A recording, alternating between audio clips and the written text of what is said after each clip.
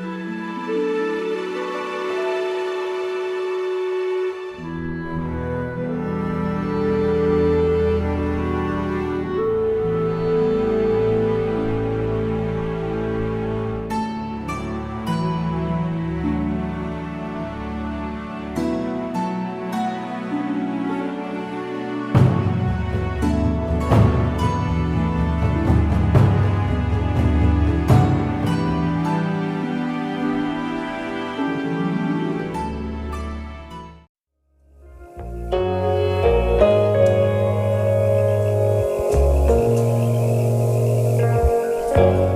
Guys, इस episode में हम लोग ट्रैवल करने वाले हैं हुंदर विलेज से श्रीनगर, और साथ ही ये हमारी वापसी का भी सफ़र है जो हमें लेह श्रीनगर हाईवे से पूरा करना है।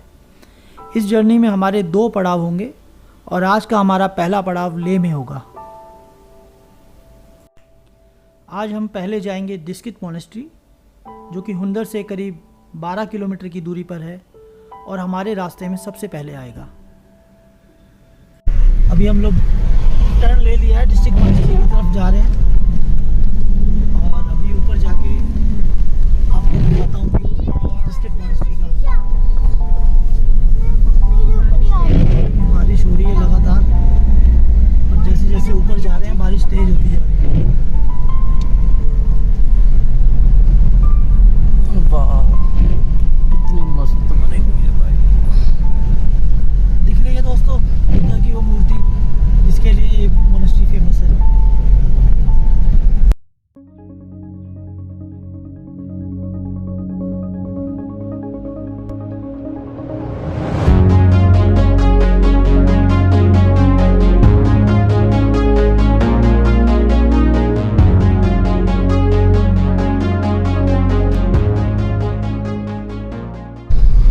मोनेस्ट्री का एंट्री गेट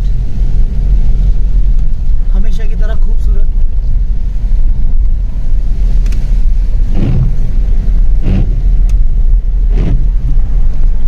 एंट्री टिकट्स दोस्तों।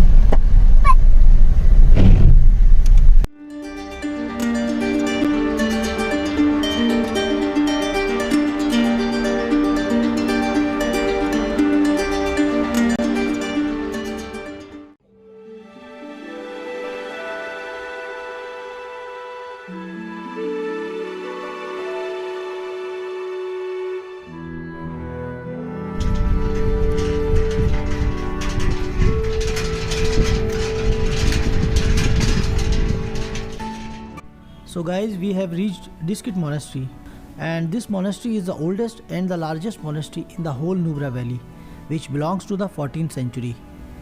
और दोस्तों, इस मोनेस्ट्री की जो मेन अट्रैक्शन है वो है ये ह्यूज मैत्रेय बुद्धा स्टैचू, जो कि 32 मीटर ऊंचा है और बहुत खूबसूरत होने के साथ साथ बड़े ही शानदार तरीके से इस घाटी में विराजमान है।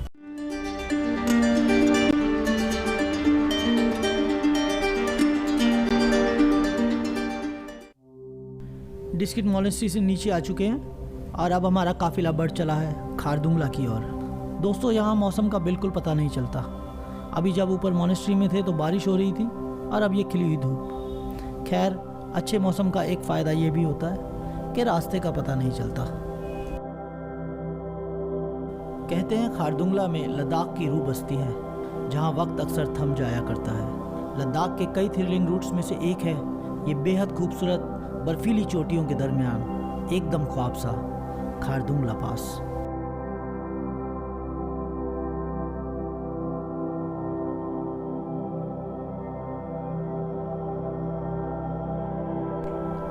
दिन ढलने में अभी काफ़ी वक्त है और जैसा हमने प्लान किया था, अब बस कुछ ही देर में हम लोग लेह पहुंच जाएंगे। आज हम लोग लेह में रुककर कल से शुरू होने वाली अपनी लंबी जर्नी की तैयारी करेंगे और सिर्फ रेस्ट करेंगे। गुड मॉर्निंग दोस्तों, आज हमारे ट्रिप का 10वां दिन है और हम शुरू करने जा रहे हैं लेह से द्रास तक की अपनी जर्नी।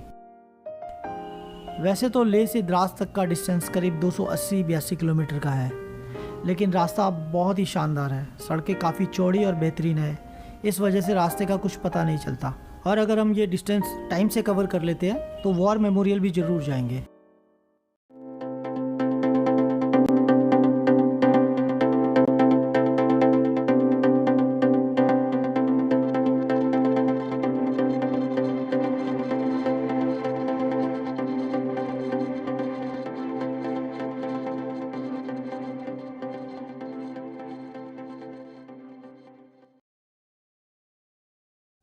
अब हम पहुंचने वाले हैं Lamayuru. And guys, Lamayuru is one of the major attraction in Ladakh and can easily be covered in a day return trip from Leh. Lama युरू दो चीज़ों के लिए फेमस है, एक है मोनेस्ट्री और दूसरा है लूनर लैंडस्केप, जिसे मूनलैंड के नाम से भी जाना जाता है।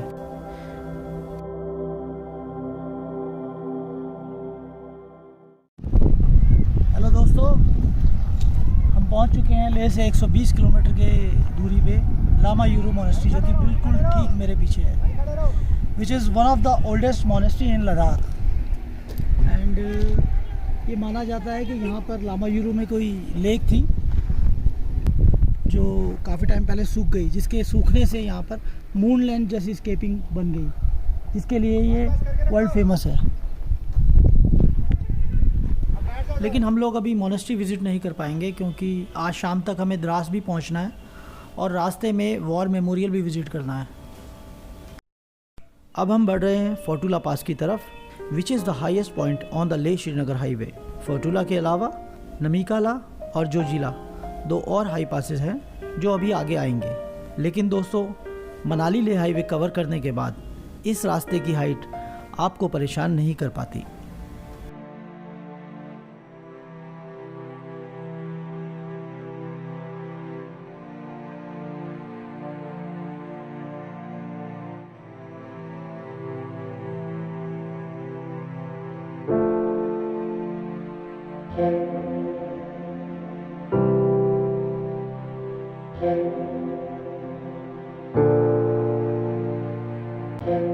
लेह श्रीनगर हाईवे पर 130 किलोमीटर की ड्राइव और 13,478 फीट पर फोटुला पास को क्रॉस करने के बाद इन पहाड़ी ढलानों से उतरते हुए अब हमारा सफ़र आगे बढ़ चला है कारगिल की ओर।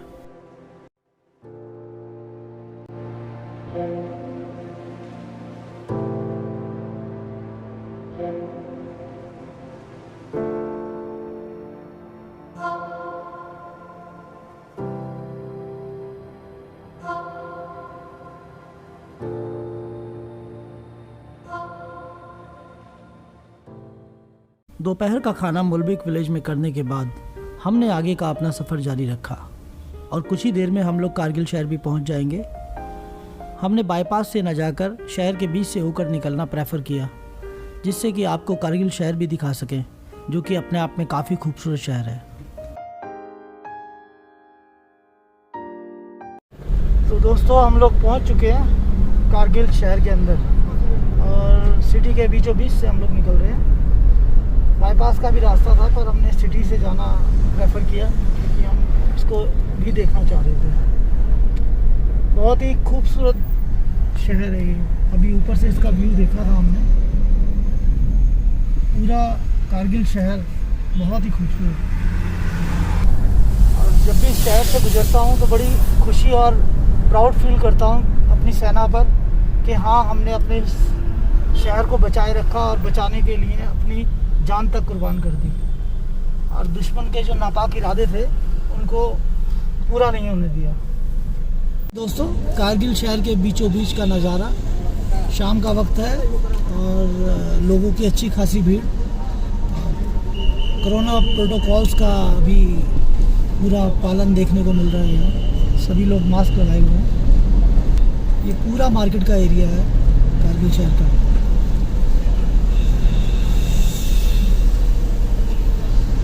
यहाँ से हमने निकलना प्रेफर किया क्योंकि हम देखना चाहते थे कि कितना बदलाव यहाँ आया है हमारे पिछले विज़िट से और इस विज़िट में कितना बदलाव देखने को मिलता है। करीब करीब दुकानें वैसी ही हैं जैसी पहले हुआ करती थी। मार्केट का पहला हिस्सा जहाँ से हम निकले वो डेवलप हो चुका है काफ़ी। सभी बोर्ड्स यहाँ मोस्टली उर्दू और इंग्लिश में देखने को मिल रहे हैं।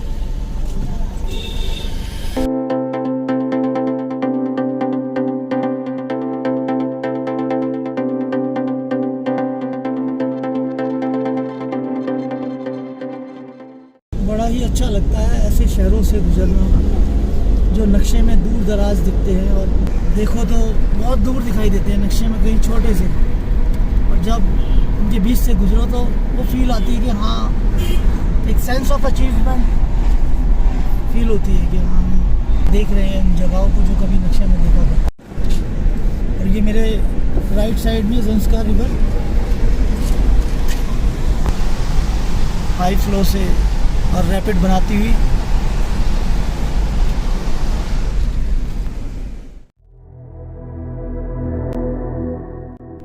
कारगिल शहर से गुजरने के बाद अब हम लोग बढ़ चले हैं वॉर मेमोरियल की तरफ, जो कि यहाँ से करीब 12 या 13 किलोमीटर की दूरी पर ही है।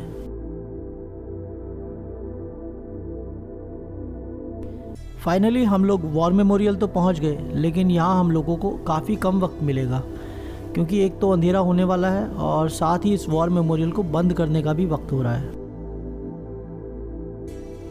गाइस, अगर आप लेह श्रीनगर हाईवे से अपनी जर्नी कवर कर रहे हैं तो इस तरह से प्लान कीजिए कि आप इस वॉर मेमोरियल को ज़रूर देख सकें। और यकीन मानिए, जैसे ही आप यहाँ कदम रखेंगे तो यहाँ की गरिमा देखकर आप खुद भी गर्व और देशभक्ति के अंदर डूब जाओगे। और हो सके तो ड्यूटी पर जो भी आर्मी ऑफिसर्स हों उनसे बात करके उनका हौसला ज़रूर बढ़ाइए।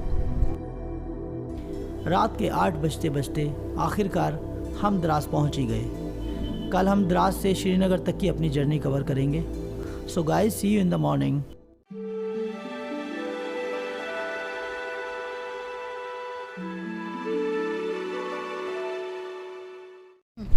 Good morning guys. हम लोग द्रास से निकल चुके हैं आगे श्रीनगर के लिए। सुबह के 6:30 बजे का वक्त है।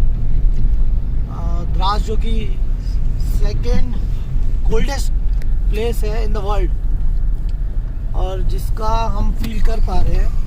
जुलाई के महीने में भी इतनी ठंड है कि हम लोगों ने ट्रिपल लेयर कपड़े पहने हुए हैं। अब ये देखिए यहाँ का व्यू, बाहर का बड़ा ही खूबसूरत नज़ारा।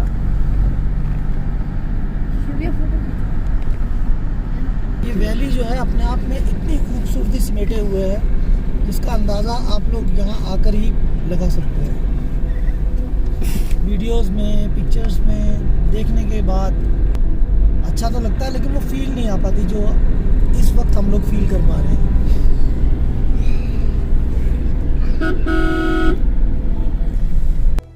सुबह की रोशनी ने जैसे ही वादी को चूमा, हमने अपना सफ़र शुरू कर दिया और कुछ ही दूर चलने पर हमें एहसास हो गया कि हम जन्नत में दाखिल हो चुके हैं। द्रास से जोजिला तक का रास्ता मानो जन्नत का ही रास्ता हो।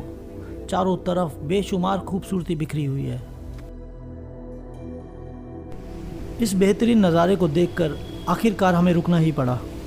यहाँ हर थोड़ी देर बाद ऐसे ही नज़ारे देखने को मिल रहे हैं। जहांगीर ने भी क्या खूब कहा है, ग़र फिरदौस बर्रुए ज़मी अस्त, हमी अस्तो हमी अस्तो हमी अस्तो। वाकई दोस्तों, दुनिया में अगर कहीं जन्नत है तो वो यहीं है, यहीं है।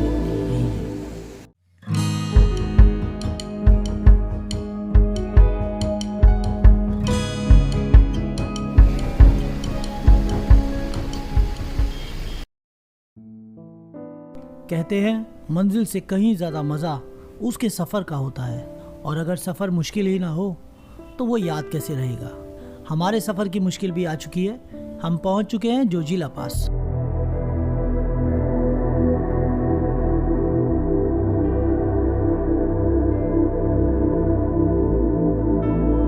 सभी जगहों का जहां हम लोग घूमे हैं या जा रहे हैं, इकोसिस्टम बहुत ही सेंसिटिव है और जो हमेशा अपने रंग बदलता ही रहता है। इतनी मेंटेनेंस और इतनी देखरेख के बाद भी ये चीज़ें कभी नहीं बदलती और हमेशा एक चुनौती की तरह खड़ी रहती हैं अथॉरिटीज़ के लिए और BRO के लिए। लेकिन गवर्नमेंट चाहे कोई भी रही हो, किसी की भी रही हो, उनका हमेशा से यही प्रयास रहा है कि ये जो रास्ते हैं ये 12 महीने के रास्ते बन जाए हमारी सेना के लिए। डिफेंस को इसकी सख्त ज़रूरत है। सिर्फ एक ये जोजिला पास ही एक आखिरी हर्डल है श्रीनगर लेह हाईवे के बीच, जिसका कि इलाज भी सरकारों ने कर लिया है और टनल का काम बड़े ज़ोरों शोरों से चल रहा है। कुछ सालों में ये काम भी कंप्लीट हो जाएगा और तब ये रास्ता वाकई 12 महीने का हो जाएगा, तो इससे टूरिज़्म को बहुत बढ़ावा मिलेगा।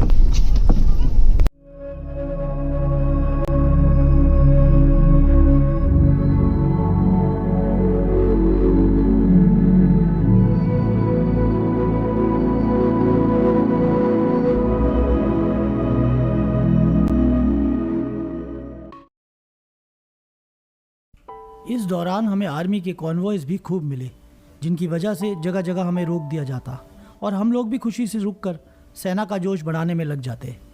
वहीं सेना के जवान भी हर सलाम का जवाब देते और फिर आगे निकल जाते।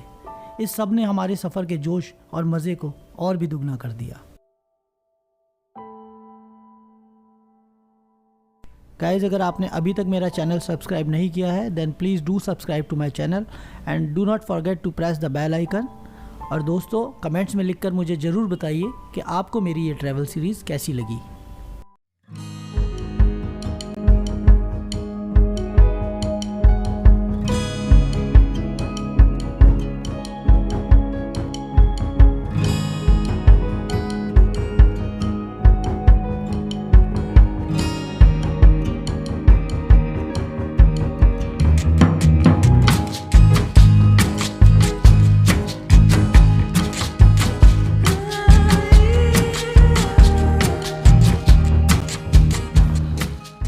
गाइस, सुबह 6:30 बजे के चले अब हम जाके श्रीनगर पहुँचे हैं। बहुत वक्त लग गया और थक गए हैं, कम से कम मैं तो थक गया हूँ। बहुत थका देने वाली ड्राइव थी। एक्चुअली आर्मी के कॉन्वॉयज चल रहे थे और रास्ते में, जिसकी वजह से आर्मी ने ट्रैफिक रोक दिया था कई जगह पर बार, तो जिससे 2 से 2.5 घंटे का डिफरेंस आ गया पूरी जर्नी में। लेकिन हाँ, ये ज़रूर कहूँगा कि वो कन्वॉयज और आर्मी के इक्विपमेंट, मशीनरी देख के कसम से मज़ा आ गया। और हम लोगों ने बहुत एंजॉय किया, जवानों ने भी सैल्यूट किए, हमने भी सैल्यूट किए और एक अच्छा रिदम बना हुआ था पब्लिक और आर्मी के बीच, जिसे देख के जोश आ गया और माहौल पूरा देशभक्ति से भरा हुआ था। हम लोगों ने गाने भी गाए, सैल्यूट भी किए। आर्मी के जवान लगातार वेव कर रहे थे और रिस्पांस दे रहे थे और बहुत अच्छे इक्विपमेंट और वेपन्स हमने देखे जो पहले कभी नहीं देखे थे। आर्मी की अपनी तैयारी रहती है, अपना रूटीन वर्क है, ऐसा कुछ नहीं है। और ये लगातार यहाँ आपको जब भी आओगे श्रीनगर ले हाईवे पे देखने को मिलेगा हमेशा। तो अब इन सब चीज़ों से बाहर निकल के श्रीनगर सिटी के अंदर हैं हम लोग और सिटी का नज़ारा मैं दिखा रहा हूँ। डल लेक की तरफ जा रहे हैं। आज यहीं रुकने का प्लान किया है क्योंकि अब इससे आगे निकल नहीं पाएंगे। 3 बज गए। बस रैंडम चेक करना पड़ेगा जाके डल लेक पर। प्री बुक नहीं किया है कोई भी होटल, तो अब हम लोग डल लेक की तरफ जा रहे हैं। हाउस बोट में रुकेंगे आज। तो जैसे ही सब कुछ सेटल होता है मैं दोबारा वीडियो बनाऊँगा, आपको अपडेट करूँगा।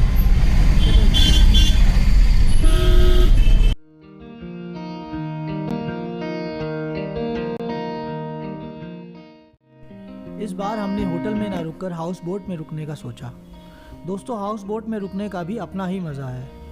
जितना पुराना इन हाउस बोट्स का इतिहास है, ये भी करीब करीब उतने ही पुराने हैं। कश्मीरी टूरिज़्म को काफ़ी हद तक इन हाउस बोट्स ने ही संभाला हुआ है और आज भी हाउस बोट्स टूरिस्ट की पहली पसंद है।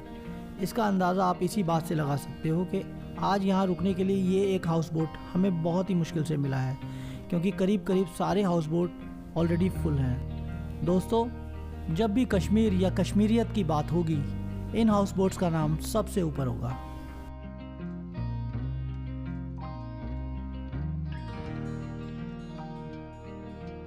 सो गाइज़, हमारे इस एपिसोड को हम यहीं एंड करते हैं। वैसे भी ये एपिसोड काफ़ी लंबा हो गया।